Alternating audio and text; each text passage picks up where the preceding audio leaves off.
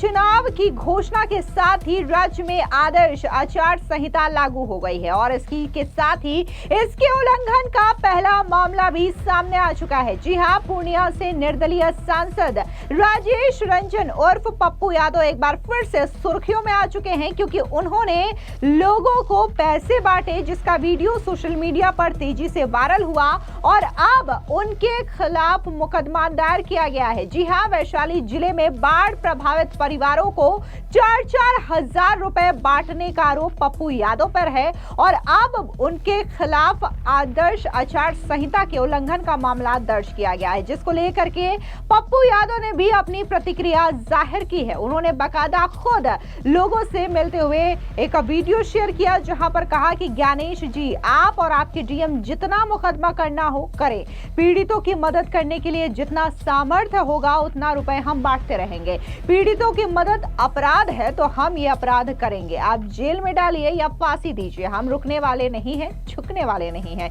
इसी के साथ ही मीडिया से क्या कुछ पप्पू यादव ने कहा, सुनिए। एक बात बताइए, हम कैंडिडेट तो है नहीं और मेरी पार्टी भी नहीं है। 5-5 सीएम फेस हैं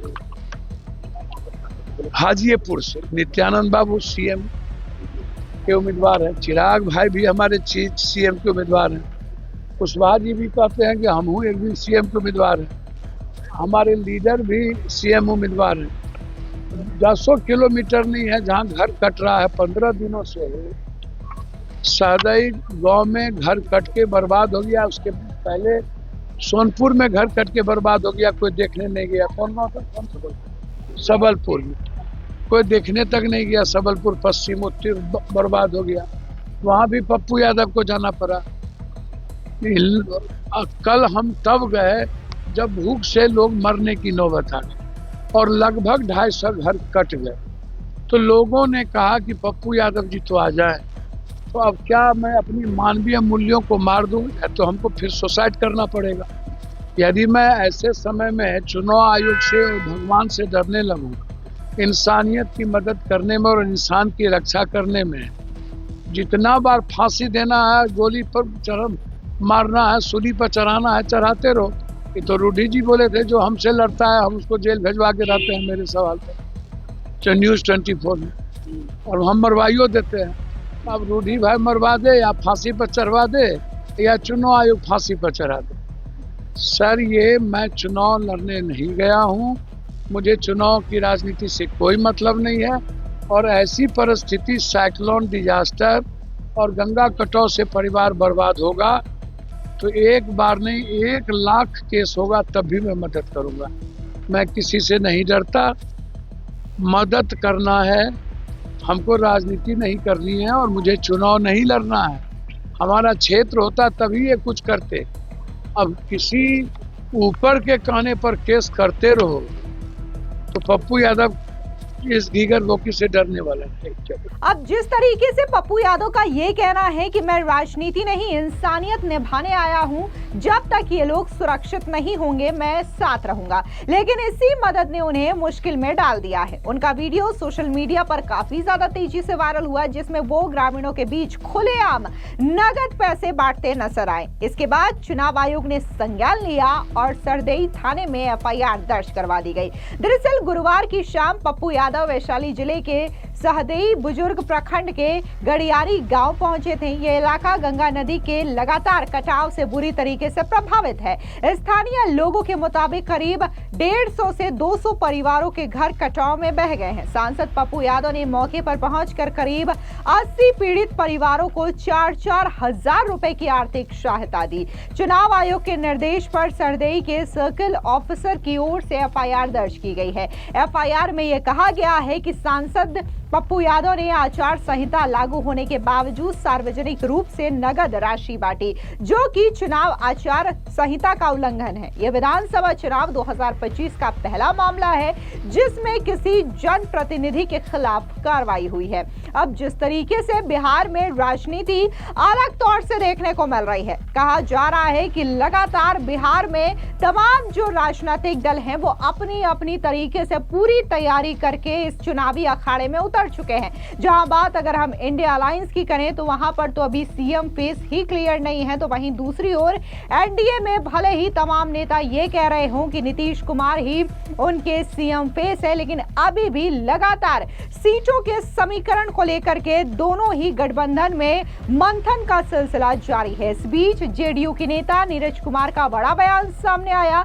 जहां उनका कहना है कि नीतीश कुमार ही बिहार के सीएम बनेंगे। सुनिए क्या कुछ जेडीयू के नेता नीरज कुमार ने कहा। पेच तो हम समाज का ढीला कर देते हैं, राजनीति में कहाँ पेच है।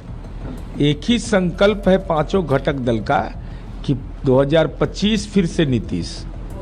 तो सीटों का बंटवारा स्वाभाविक रूप से गठबंधन का घटक दल होता है तो उम्मीदें रहती है, लेकिन समय हो जाएगा। चिराग मांझी नाराज हैं क्या? ना, कोई नाराज नहीं। मोहब्बत भरा संघर्ष होता है हमारे यहाँ, कहीं नाराजगी नहीं।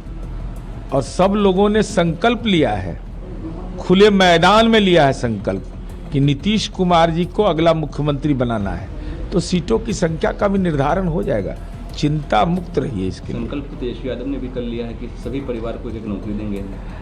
अब माननीय तेजस्वी यादव जी चरवाहा विद्यालय के कुलाधिपति मान्यवर लालू प्रसाद जी के सुपुत्र हैं। उन्होंने यह कहा है, अब मुझे जितना ज्ञान है, चूंकि हम फिरौती का अपहरण के दौर में तेजस्वी जी को पढ़ने के लिए भेज दिया गया था डीपीएस आरके पुरम। हम लोग तो गांव में पढ़े हैं, तो हमको आपने यह कहा कि अधिनियम बनाएंगे। क्या राज्य सरकार को यह अधिकार प्राप्त है?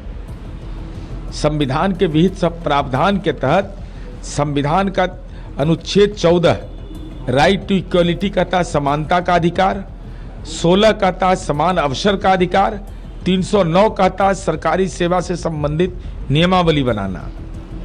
तो आपने ये जिसे राइट टू एजुकेशन है, राइट टू इंफॉर्मेशन है, तो पार्लियामेंट को ये अधिकार प्राप्त है ना। तो आपने ये वादा कैसे किया? ये निश्चय, हम निश्चय वाले हैं, बिना जमीन लिखे नौकरी देते हैं। लालू जी के घर में भी नौकरी हम दिए हैं। इसके अलावा बिहार में मंत्री अशोक चौधरी ने भी तेजस्वी यादव के वादे को लेकर के हमला किया है, जहां पर तेजस्वी यादव ने नौकरी देने का वादा किया। इसको लेकर के उन्होंने कहा कि बस एक चुनावी बुलबुला है। सुनिए क्या कुछ बिहार सरकार में मंत्री अशोक चौधरी ने कहा। ये सब तो देखिए, ये सब चुनावी जिसको बोलते हैं, जिसको है बुलबुला है।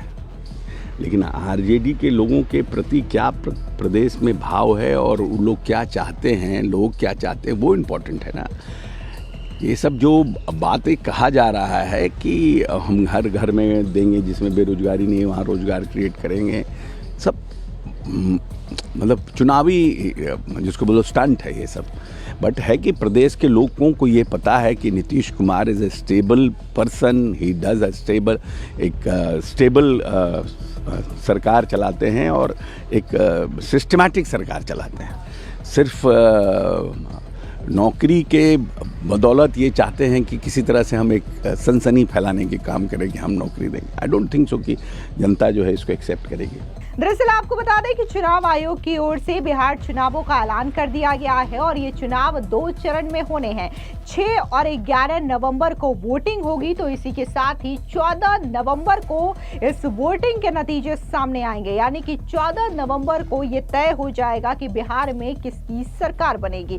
क्या एक बार फिर से बिहार में एनडीए की सरकार बनेगी या फिर राहुल गांधी और तेजस्वी यादव की वोटर अधिकात्रा की जो मेहनत है वो रंग लाएगी? ये बड़ा सवाल इसलिए भी क्योंकि लगातार राहुल गांधी चुनाव आयोग पर ये आरोप लगा रहे हैं कि कैसे वोट चोरी की जा रही है। चुनाव आयोग जो है वो एसआईआर करवा करके लोगों के नाम कटवा रहे हैं और इसी के साथ ही चुनावी प्रक्रिया में धांधली जैसे कई सारे आरोप लगातार राहुल गांधी की ओर से लगाए जा रहे हैं। लेकिन इसके बावजूद बिहार में अगर हम बात करें तो रोज एनडीए की सरकार नए नए स्कीम्स जो है वो लोगों के लिए लॉन्च कर रही है और लोग भी इसको लेकर के काफी ज्यादा उत्साहित हैं। इस बीच अब आचार संहिता लागू हो चुकी है और अब पप्पू यादव भी इसमें बुरी तरीके से फंस चुके हैं क्योंकि पैसा बांटने के मामले में उनके खिलाफ मुकदमा दर्ज कर लिया गया है।